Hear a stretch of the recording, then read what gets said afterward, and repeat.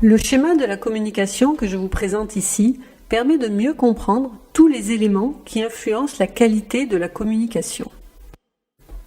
L'émetteur ou énonciateur est celui qui émet le message. Le récepteur ou destinataire est la personne ou le groupe à qui s'adresse le message.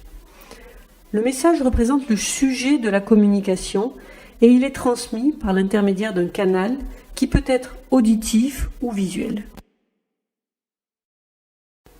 Le récepteur ou destinataire peut réagir au sujet du message qu'il a reçu.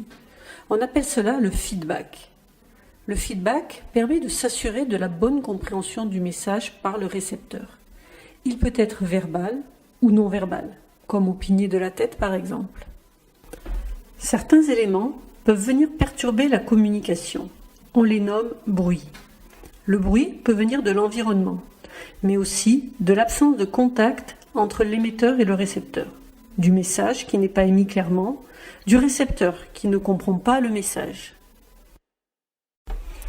Ainsi, pour qu'une communication soit efficace, il est indispensable de veiller à ce que l'environnement soit adapté, que l'émetteur adapte son message à son interlocuteur, aussi bien sur les aspects verbaux que non verbaux, que le récepteur fasse preuve d'écoute, donne du feedback, fasse préciser le sens des termes et éventuellement reformule le message de l'émetteur.